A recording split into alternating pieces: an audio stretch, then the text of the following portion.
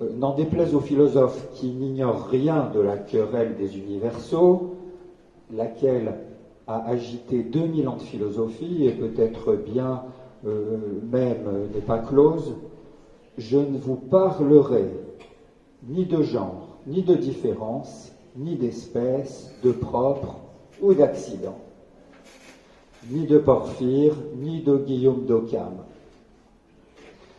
Je vous parlerai dans les quelques minutes qui me sont imparties d'un autre genre de catégorie, mieux adapté à l'événement du jour, à savoir du carré formé par les 4 valeurs les plus universelles, à partir desquelles il est possible de formuler les jugements de valeur les plus universels.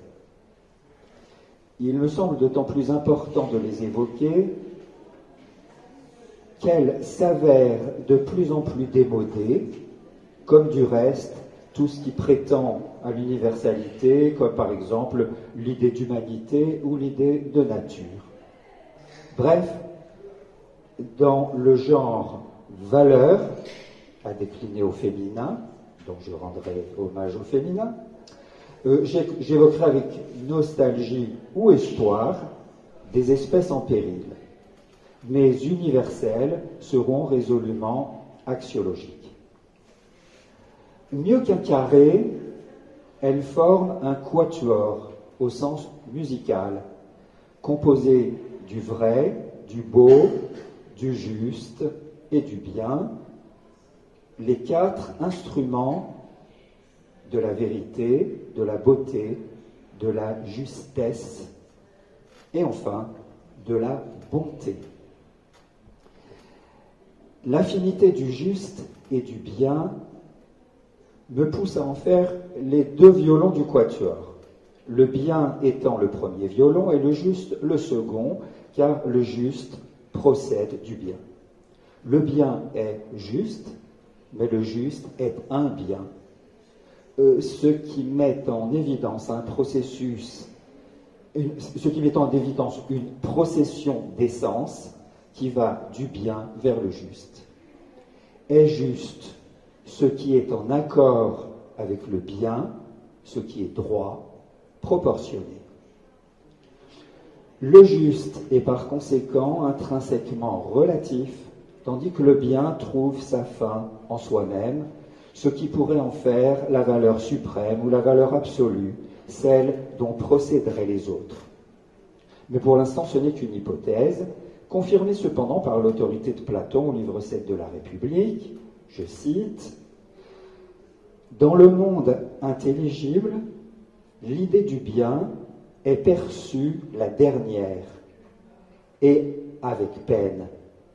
Mais on ne peut l'apercevoir sans conclure qu'elle est la cause de tout ce qu'il y a de droit et de beau en toute chose. C'est elle-même qui est souveraine et dispense la vérité et l'intelligence. Et il faut la voir pour se conduire avec sagesse dans la vie privée comme dans la vie publique. » Fin de citation. Le bien apparaît comme la valeur transcendantale, celle à partir de laquelle une valeur est une valeur, y compris le vrai et le beau, et pas seulement le juste. C'est au point que l'illustre et fort oublié Victor Cousin a cru bon, en 1853, de réduire mon quatuor à un trio, en ne retenant pas le juste, en l'assimilant au bien.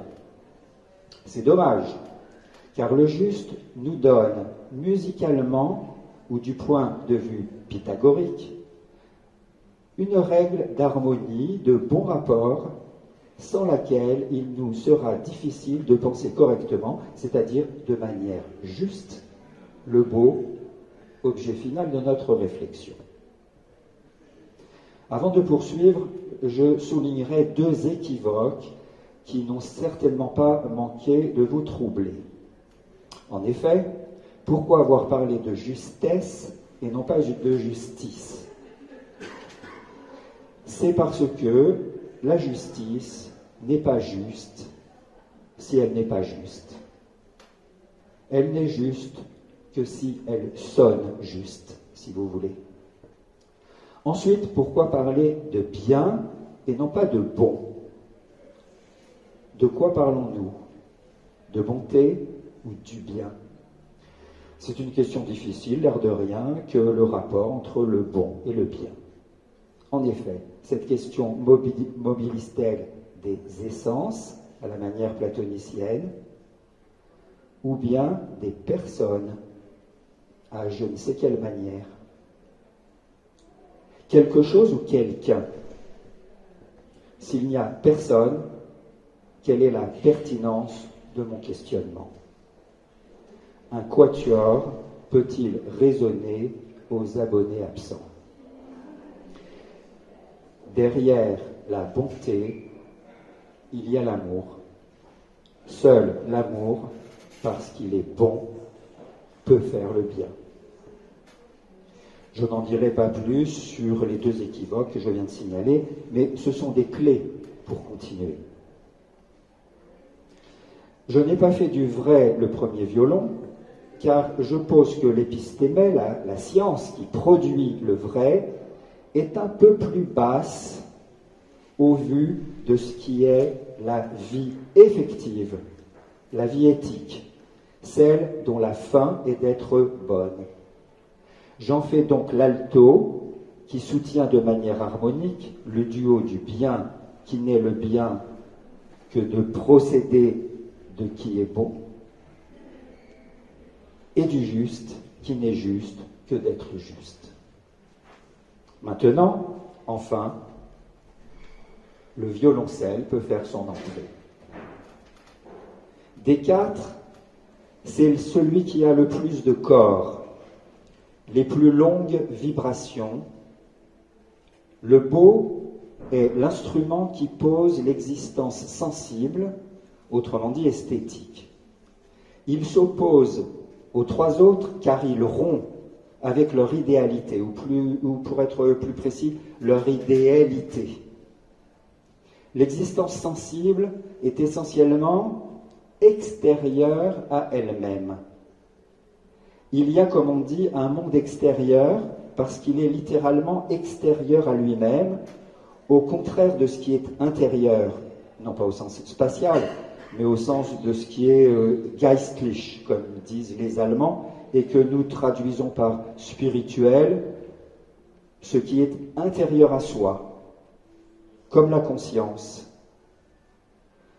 Et un autre que soi peut être intérieur à soi, mais c'est une autre question. Ici, ce qui compte, c'est qu'il y a du non idéal, du non idétique, du réel donné, là, qui n'est pas moi, ni non plus par moi, produit par moi. Un lever de soleil est un pur donné. Un tableau de Monet, en dehors de toute autre considération, est un pur donné. Mais il ne suffit pas que du sensible soit donné au sens pour que lui soit accordée une valeur esthétique. Une poule, devant un lever de soleil, peut bien avoir des sensations et une perception lumineuse. Son cerveau peut bien avoir emmagasiné des représentations, puisqu'il est capable de distinguer un grain de sable d'une graine.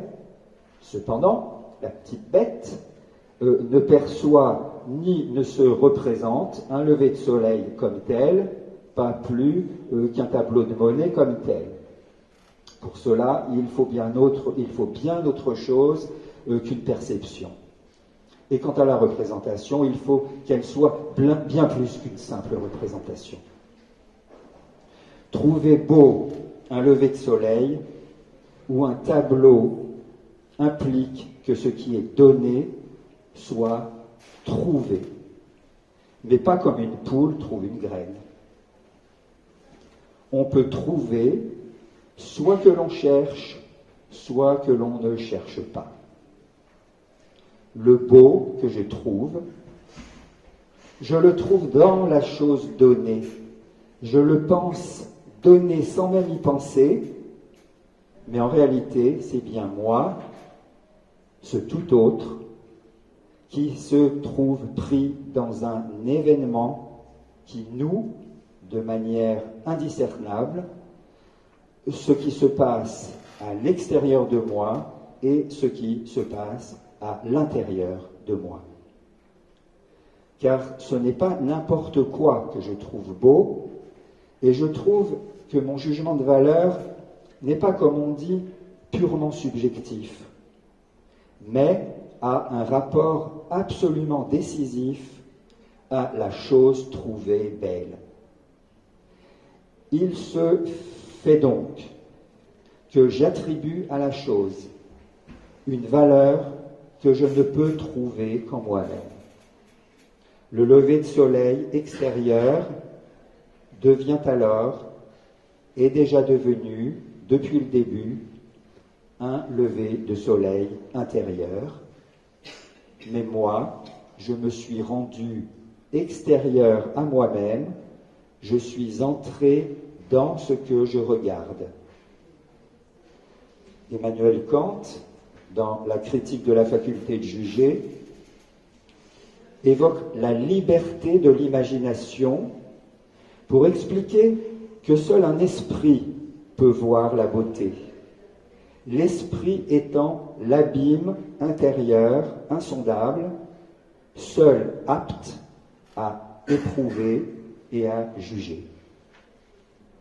Qu'est-ce donc qui permet à un esprit libre de juger belle une chose sensible, extérieure? Eh bien, c'est le trio intérieur qui fait quatuor avec l'instrument du sensible. Le contraire du beau, c'est le laid. Comment le laid est-il possible?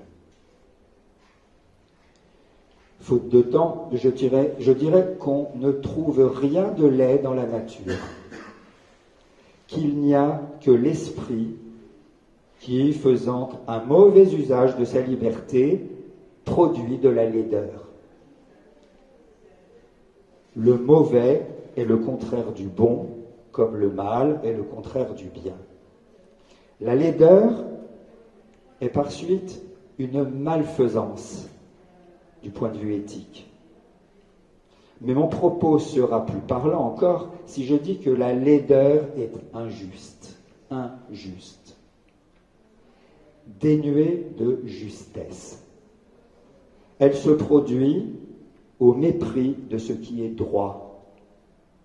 Enfin, je dirais que le laid induit en erreur, autrement dit, ment. La laideur n'est pas une erreur, mais un mensonge. Vous comprendrez donc, à contrario, que le beau implique une certaine justesse et une certaine vérité. Et quand bien même il figurerait ou représenterait le mal, il le fait bien, dès lors qu'il en donne à voir la vérité. On le comprendra, il sera impossible de se contenter d'une simple énumération ou addition, de mettre bout à bout tous ces caractères, comme si on mettait juste l'un à côté de l'autre les 4 instruments du quatuor. C'est l'accord d'une volonté de vérité et d'une volonté de justesse qui est de soi-même bon, de même que la volonté d'être juste implique et exige une volonté de vérité. Dans la beauté, ces accords engagent le sensible, l'extérieur à soi, de sorte que le beau est la forme sensible, extérieure à elle-même, du vrai et du juste, et finalement la forme sensible, extérieure à elle-même, du bien. Le beau, c'est le bien, le juste et le vrai qui se donnent harmoniquement à l'extérieur d'eux-mêmes. A contrario, dès que nous mentons ou que nous sommes en défaut de justesse, la laideur fait irruption dans le monde. Tandis que la nature qui est purement et simplement elle-même est parfaitement belle, ce qui laisse penser qu'elle est énigmatiquement bonne, juste et vraie, il n'y a dans la nature ni mensonge, ni erreur. Ce qu'on appelle l'art, ce que produit l'homme, peut être un tissu de mensonges, d'injustice, de malfaisance et finalement de laideur. Je vous remercie.